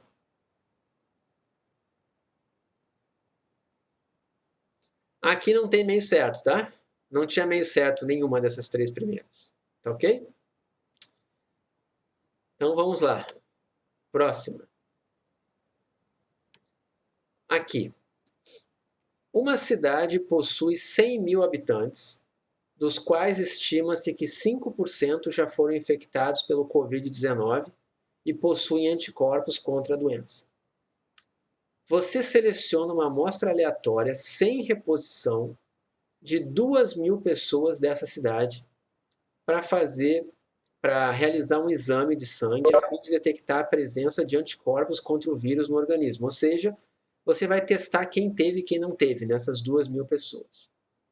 Após o procedimento de amostragem, você vai registrar a seguinte informação: número de pessoas com resultado positivo na amostra. Qual vai ser a distribuição de probabilidade dessa variável aleatória? Número de pessoas com resultado positivo na amostra. Primeiro, qual a distribuição? Antes de falar os parâmetros. Qual a distribuição exata dessa variável que está aqui? Ó?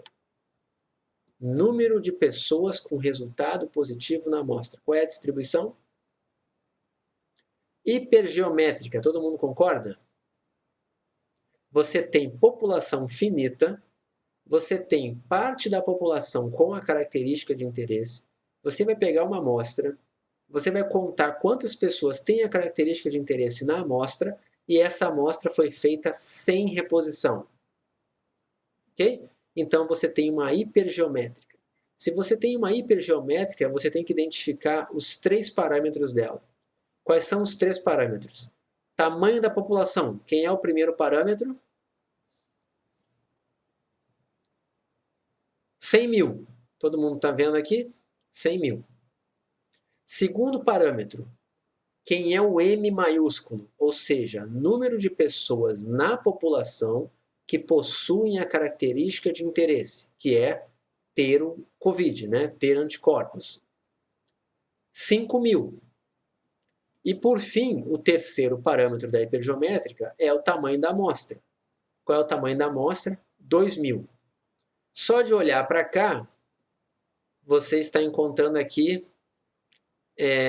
três opções que têm esses parâmetros, certo? Ok? Quais são as outras duas que você vai ter que fazer aqui? Vocês concordam que esses valores de N e de M são grandes aqui? Para fins das nossas aproximações, pelo que eu mostrei para vocês no gráfico e tudo mais, são grandes.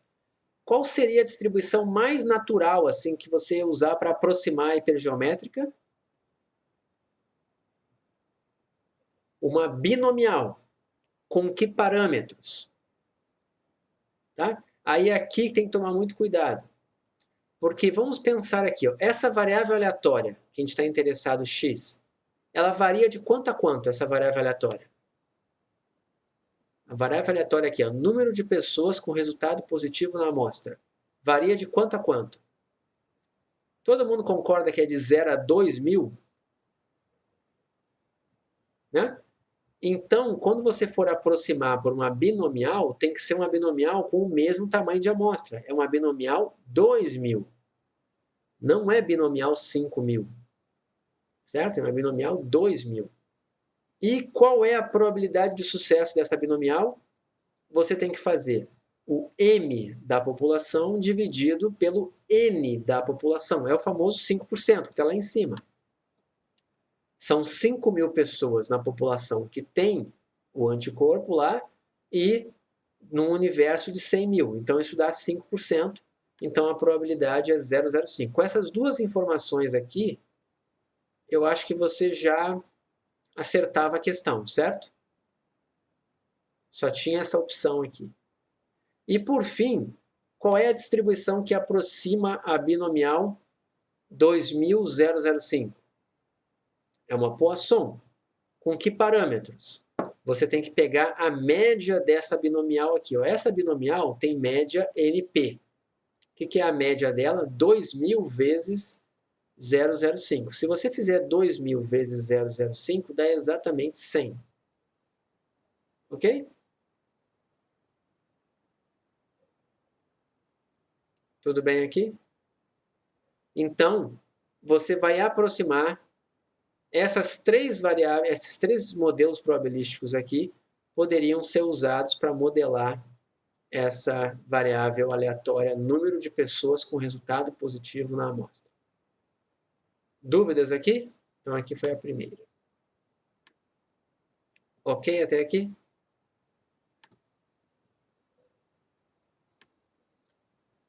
Três. Né? Suponha que você vai ingressar em uma pequena faculdade que possui 400 alunos, dos quais 25 estarão na sua turma de calouros. Tá?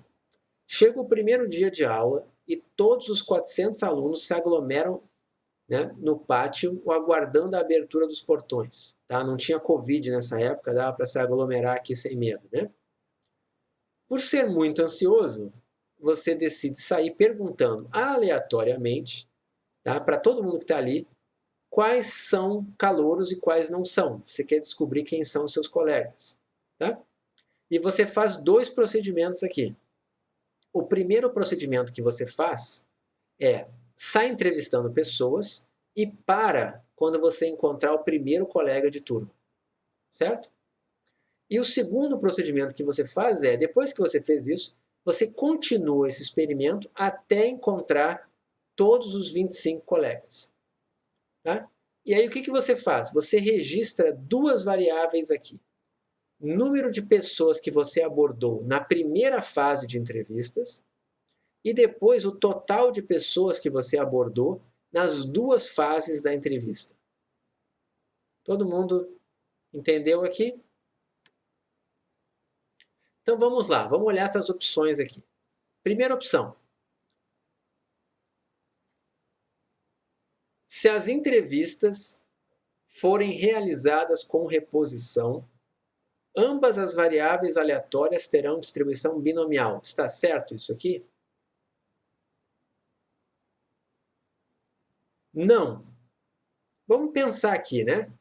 Se ambas as entrevistas forem realizadas com reposição, qual é o maior valor de entrevistas que ele poderia fazer, por exemplo, para encontrar a primeira pessoa? Teoricamente falando, o x1, qual o maior valor que x1 poderia ser?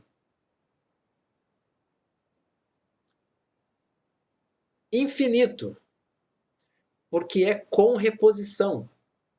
Ele poderia dar o azar de entrevistar a mesma pessoa 1000 vezes, 5000 vezes. Ele poderia ficar infinitamente ali entrevistando pessoas e ainda assim nunca encontrar um colega de turma. É improvável, mas teoricamente é possível. Não tem limite superior, então isso não é uma binomial. A binomial é número de sucessos em N ensaios. Ele está, na verdade, analisando quantos ensaios ele precisa até obter o primeiro sucesso. E depois, quantos ensaios ele precisa até obter o 25º sucesso. Então, não é binomial se elas forem realizadas com reposição. Ok? Agora vamos lá. Se as entrevistas forem realizadas sem reposição, vai ser hipergeométrica?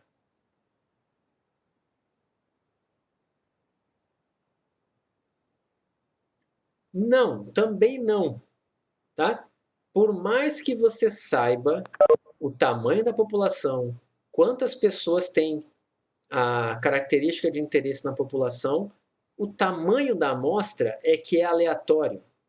Vejam, se fosse hipergeométrica, a sua variável aleatória teria que ser número de pessoas que são calouras dentre uma amostra de tanto que ele escolheu. Mas não, ele não definiu a amostra. É o contrário, ele vai sair entrevistando pessoas e a variável aleatória é justamente o tamanho da amostra. Então, não é hipergeométrica também, mesmo sem reposição. Não é hipergeométrica. Tá? Lembrem disso. Quem é o x? Para ser hipergeométrica, é uma contagem de sucessos em N ensaios, em N experimentos, que não são mais ensaios independentes de Bernoulli, mas são N experimentos.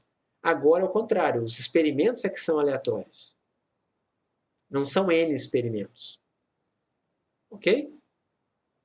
Eu vou pular essa daqui, porque ela é a resposta certa, mas eu vou para a última, tá? Vamos olhar aqui, ó.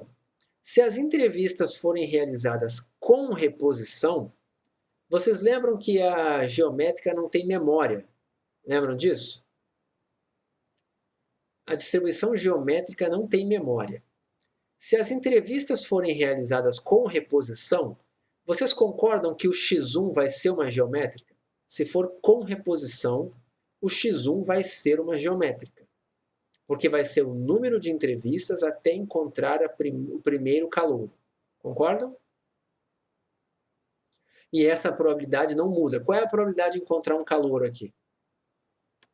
Qual é a probabilidade de encontrar um calouro numa entrevista qualquer? 25 sobre 400. Certo? Essa é a probabilidade. 25 sobre 400. Então, o x1 é uma geométrica. E o x2? Qual é a distribuição do x2?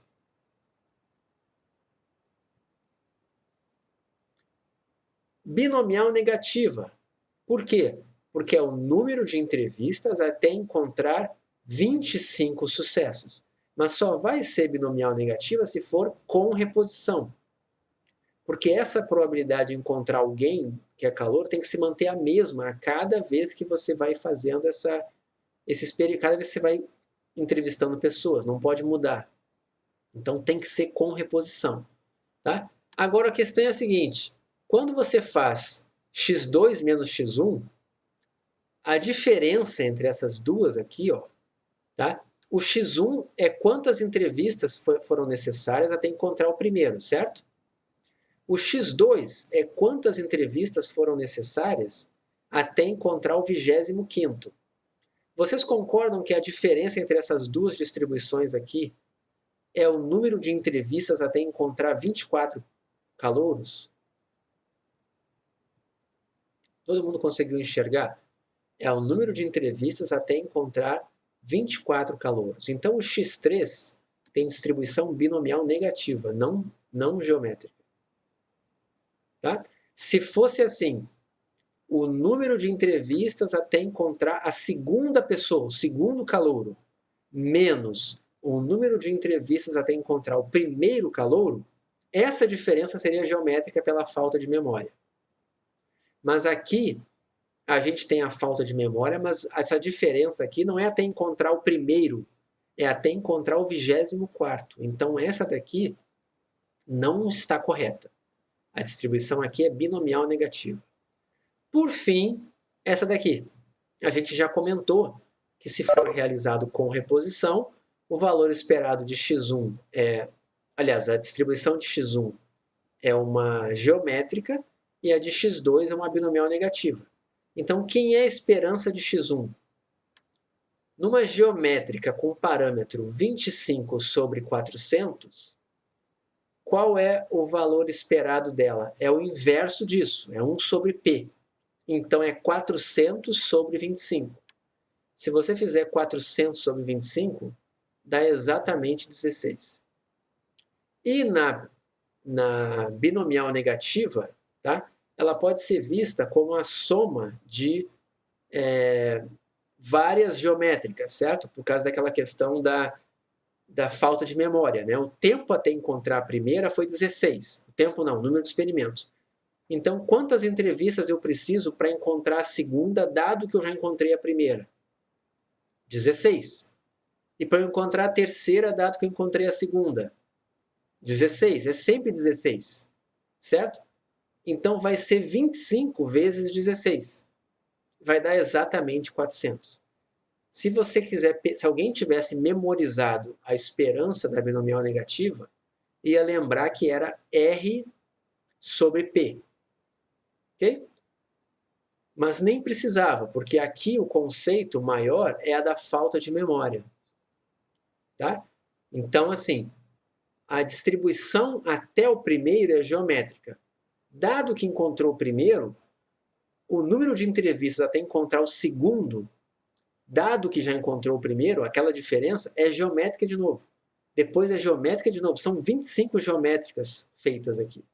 E isso é a definição da binomial negativa. Tá? Então, vai ser 25 vezes 16. E o interessante aqui, né, é que esse experimento dele, em média, vai levar 400 entrevistas. Não, vamos lá. A chance de encontrar o segundo é menor do que o primeiro? Não. Lembra que ele está fazendo com reposição. Tá? Então, assim, se ele levou 16 entrevistas para encontrar um e está fazendo com reposição, se ele recontinuar... Ah, tá, desculpe. Eu não tô... É que meu chat aqui está fechado, então eu só vejo o último. Teve muitas coisas, deixa eu ver. Mas aí você não está calculando esperança de encontrar 25 algum colega de turma? Não. É a esperança de encontrar os 25 colegas de turma. Porque se eu encontrar de novo alguém que eu já entrevistei, não posso contar como sucesso. Vamos lá. Ah, sim, claro, vamos lá. Tá, entendi o que você falou. A questão é a seguinte, você tem 25 colegas, certo? Se você quer encontrar o primeiro, tá, vai levar 16. Se você quisesse encontrar outro colega, certo? Seria a mesma chance de você encontrar esse outro, é a mesma de encontrar o que você já encontrou de novo. Certo? Em termos de probabilidade, seria a mesma. Tá ok? Em geral, a gente vai usar a binomial negativa para fazer essa conta. Tá? Mas na prática, em termos de valor esperado, vai dar a mesma coisa. Ok? E eu estou falando sempre aqui com reposição.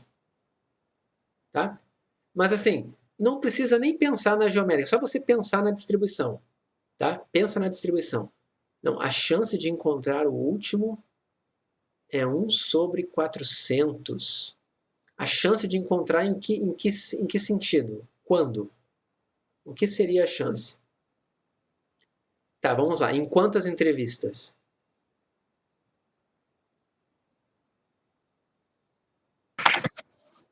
Gustavo, tá me ouvindo? Tô ouvindo, tô ouvindo.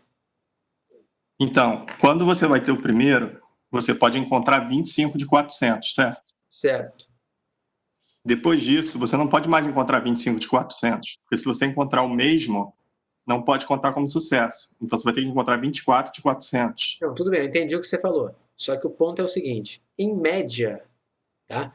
Lembra aquilo assim, eu não preciso pensar na distribuição de probabilidade associada ao número de entrevistas até encontrar especificamente o Joãozinho, o cara que você está procurando. Quando a gente está calculando o valor esperado, eu não preciso conhecer a distribuição. Tá? Então, assim, eu entendi o que você está falando. Tá? De fato, se o seu objetivo é encontrar a pessoa, identificar os 25, as probabilidades você vai ter que levar em conta. Dado que eu já encontrei um, dado que eu já encontrei o outro, isso vai mudar de fato. Mas em termos de número de entrevistas, como você está fazendo com reposição, em média leva 16 entrevistas para aparecer alguém daquele grupo de calouros. Certo? Sim, mas a partir da segunda entrevista, o meu grupo já é outro. Mas você vai continuar fazendo com reposição. Mas aí você está contando. Se eu encontrar 25 vezes o mesmo cara da minha turma, eu só encontrei ele, não encontrei nenhum outro. Mas você realizou quantas entrevistas? 400. Não, então, olha só. É porque você está pensando assim: eu olhei para o cara, e aí eu já sei quem é, eu nem faço a entrevista, porque eu já sei que não é o cara, é como se fosse isso. Não, mas eu não estou considerando, eu estou considerando justamente, eu botei ele de volta na. Então eu posso entrevistar ele de novo. Pode. Se eu dividir em 25, x1 é a chance de encontrar uma pessoa qualquer. É 25 em 400. Certo? Ok. O x2 seria a chance de encontrar a segunda pessoa. Só que considerando que uma pessoa eu já encontrei e ela voltou para a reposição, eu passo a ter só 24 resultados de sucesso. 2.400 resultados possíveis. Não, eu entendi o que você está falando, mas isso é irrelevante para fins de quantas entrevistas você precisa fazer até encontrar alguém do grupo, certo? No fundo, quando você faz uma binomial negativa, certo? Você está fazendo a soma, tá? De várias geométricas. Eu entendi o que você está falando, Mas é que você tem que assumir, nesse caso, que a pessoa que está fazendo esse procedimento, ela está meio que cega, assim, do tipo, ela entrevistou, ela está bêbada, ela realmente não lembra, certo? Ela está Mas eu estou considerando entrevistando, exatamente isso. ela está fazendo assim, ela entrevistou as pessoas, sai, agora sai de novo para entrevistar, ele sai entrevistando as pessoas, e quando aparece alguém que ele já viu, ele entrevista de novo a pessoa, certo? Ele não Mas é tem por essa isso que vai coisa. dar muito mais do que 400, não?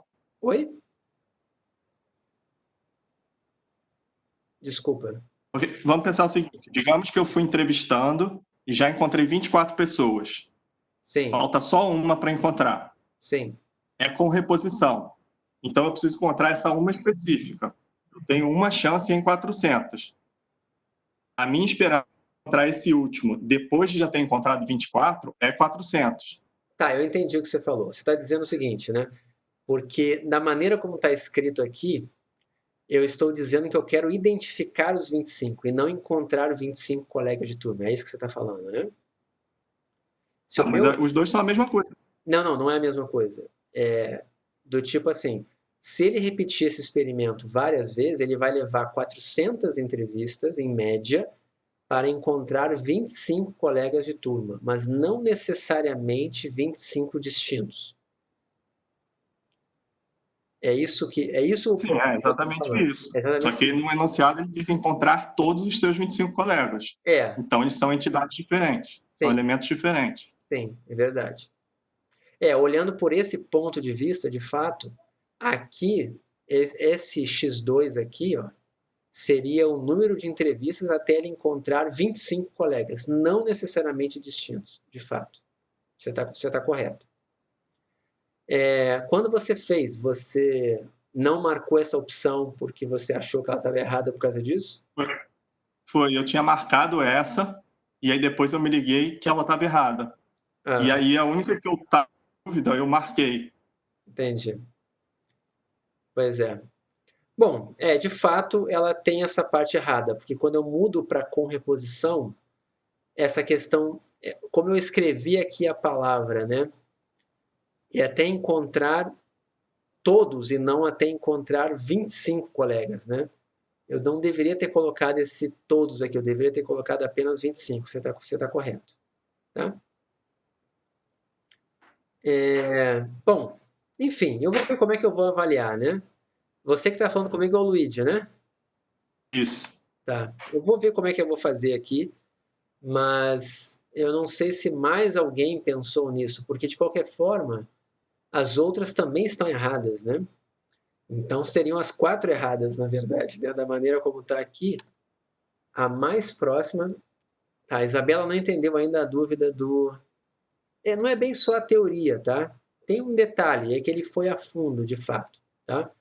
É porque assim, ó, quando você está fazendo esse experimento aqui, quando você pensa nele entrevistando as pessoas, ele vai levar 16 entrevistas para encontrar um colega, certo?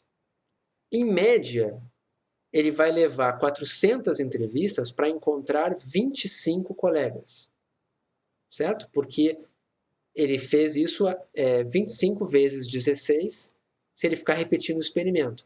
Mas pode acontecer dele levar 400 entrevistas para encontrar 25 colegas, mas os 25 não serem distintos.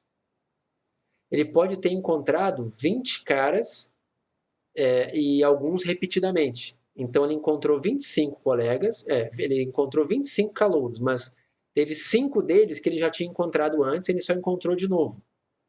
Então, para garantir que ele vai encontrar os 25 distintos, vai ser maior do que 400, na verdade, o valor esperado. Não vai ser 400.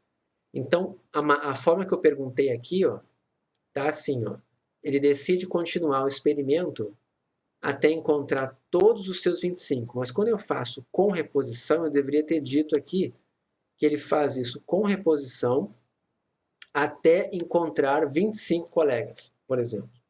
E não todos os 25 colegas. Essa é a diferença, foi isso que o Luigi percebeu. Tá? Bom, eu vou dar um jeito de corrigir isso aqui, pelo menos para o Luigi, tá? Porque eu não sei se mais alguém conseguiu se alguém chegou a não marcar essa questão por causa disso, tá? Uma coisa assim, se você demorou, tudo bem, porque bem ou mal o 16 aqui batia, né? Nas outras nada batia. Então essa daqui era a mais próxima do correto, né? Mas se mais alguém pensou isso, a questão é me justificar por que não marcou isso, né? Então, enfim, eu vou pensar o que eu faço aqui, tá? Tá legal? A gente ainda tem 10 minutos, eu tenho que falar de uma questão e tenho que dar um feedback do teste, tá legal? Eu vou dar um jeito nisso aqui, não se preocupe, eu não vou cometer injustiças aqui, tá? Fiquem tranquilos. Questão 4. Todo mundo entendeu ali? Seria binomial negativa se fossem encontrar 25 colegas, não necessariamente 25 distintos. Tá? Então foi um erro na hora de montar a questão aqui. Tá legal? Às vezes eu invento as questões e aí dá essas coisas. Tá? Essa foi um caso em que eu inventei também. Tá? Então vamos lá. Aqui. Um caçador, após um dia de caça, verificou que matou 5 andorinhas e 2 aves raras. Tá? As andorinhas não tinham problema, porque não era uma espécie proibida, mas as 2 aves raras eram um problema. Ele colocou todos os bichos que eram parecidos dentro de uma bolsa e foi para o posto de fiscalização. Lá tinha 2 fiscais, Manuel e Pedro, e eles usavam métodos distintos de inspeção. O Manuel tirava 3 espécimes de cada bolsa e o Pedro tirava... o Manuel tirava 3 espécimes e fazia isso sem reposição, claro, né? Você está tirando 3. E o segundo, que é o Pedro, ele tirava um, olhava se era ou não proibido, devolvia para a bolsa e tirava outro. Tá? Um procedimento meio esquisito, né? Mas ele fazia isso. Em qualquer caso, se aparecesse um bicho já proibido, o cara já era multado, o caçador já era multado. Bastava aparecer um, certo? E a grande questão aqui é saber quais são as variáveis aleatórias envolvidas no problema e qual é a probabilidade do caçador ser multado se ele for inspecionado pelo Manuel ou se ele for inspecionado pelo Pedro, nos 2 casos. Tá? Então eu vou colocar aqui, eu vou escrevendo junto para vocês. Tá? Então a gente tem 2 casos aqui. Então eu vou colocar assim, para o Manuel, se ele for inspecionado pelo Manuel, e se ele for inspecionado pelo Pedro. Tá? De qualquer forma, o número, tá? A variável aleatória envolvida aqui seria, no caso do Manuel, se ele estiver sendo inspecionado pelo Manuel, o que vai acontecer de forma aleatória aqui? Ele vai tirar 3 espécimes de cada bolsa e vai verificar quantos são proibidos, certo? Quantos são os casos em que ele tem bichos que não deveria ter caçado. Então, o meu X aqui vai ser o número, tá? Vou botar assim, né? Espécies raras ou espécies proibidas, enfim, encontradas na amostra de tamanho 3. Certo? Essa é a variável aleatória se ele for entrevistado pelo Manuel. Se ele for entrevistado pelo Pedro, vai ser o número de espécies raras encontradas na amostra de tamanho 2. Você poderia até escrever encontrado na amostra, ok. Tá? Na amostra que ele retira, ok. Mas tem que estar dito para mim que é a amostra que o Manuel tirou ou a que o Pedro tirou. Mas uma é 3 e uma é 2. Então o mais correto aqui era dizer isso aqui. No caso do Manuel, é feito sem reposição. E no caso do Pedro, é feito com reposição. Então, no caso do Manuel, a gente tem um N, que são 7 aves. A gente tem na população 2 aves que têm a característica de interesse e uma amostra de tamanho 3. Certo? Isso daqui está me dizendo que o X tem distribuição hipergeométrica 7, 2, 3. é até interessante nesse caso aqui, porque a gente tem um menor que o outro aqui, né? Eu cheguei a comentar alguma coisa na sala, tá? Não está, isso aqui não é um problema. Na verdade, o que acontece é que aparece uma probabilidade zero. Qual é a probabilidade do x igual a 3 aqui? Qual é a probabilidade do x igual a 3 aqui? Zero. Só isso. Não é que não existe. Ela é zero. Qual é a probabilidade do x igual a 4? É zero. Do x igual a 500? É zero. Certo? Então, na verdade, o x aqui poderia ser definido como uma hipergeométrica, indo de 0 a 3, onde o 3 tem probabilidade zero. Ok? Isso não é problema. Eu comentei na sala alguma coisa que ela só dava valores não negativos, né, para quando você tinha o m menor o n menor que m e m menor que n maiúsculo, tá? Mas a rigor o que acontece é que é zero, tá? E aqui embaixo você tinha com reposição, então x tinha distribuição binomial, tamanho da amostra é 2 e a probabilidade de sair uma com a característica de interesse 2/7. Ok? E aí perguntava lá, qual é a probabilidade dele ser multado? A dele ser multado é exatamente 1 menos a probabilidade dele não ser multado. Então você tinha que calcular 1 menos f de 0 nos dois casos. Certo? Na definição da VIAP precisava dizer o tamanho da amostra? Não, mas você só precisa estar claro para mim que você entendeu que era o número de objetos que foram inspecionados pelo cara. Certo?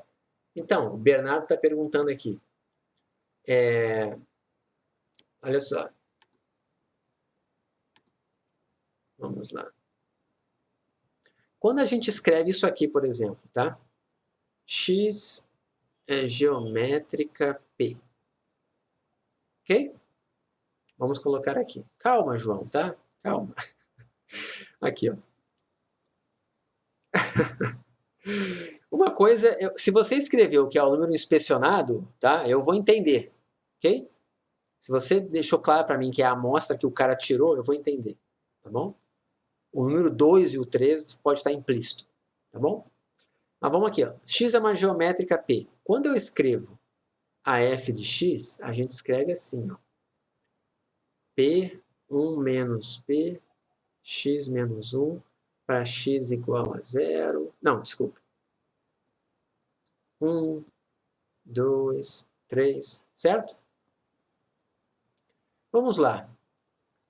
Quem é f de 1,5? Bernardo, quem é f de 1,5? Na geométrica. Pode botar? Por que é 0?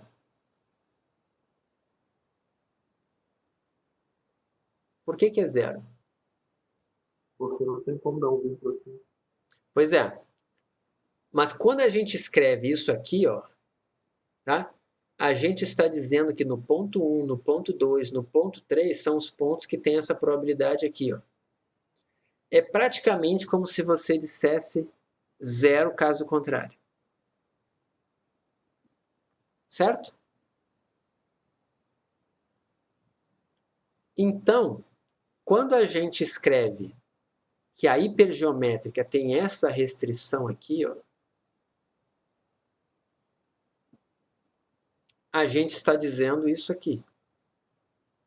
Tá? Do tipo, se você olhar lá um x, tá? Tinha lá x indo de... Tem mais coisas aqui, né? Não é só isso aqui. É assim. Ok? Você tem isso aqui tudo.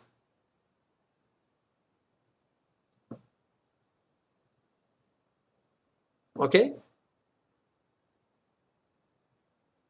O que vai acontecer ali? Se você colocar um x igual a 3, com n igual a 2, você tem 0 nessa probabilidade. Tá? Ok? É isso que está por trás aqui. Tá? A maioria dos livros define da maneira como eu coloco, mas tem essa ressalva. Tá? Mas o mais importante aqui era isso. Se você fizesse a conta, você ia ver que não dava, né, para fazer o x igual a 3. Essa probabilidade e essa probabilidade aqui, numa dá 0,71 e na outra dava 0,40 e poucos. Eu não lembro agora qual era qual. Tá? Mas dá para botar aqui, né, rapidinho no R aqui. Deixa eu só botar aqui que eu já descubro. D binom 0 N é 2 sobre 7. Isso. Então, no caso do Pedro, era 0,48 e no caso do Manuel era 0,71. Ok?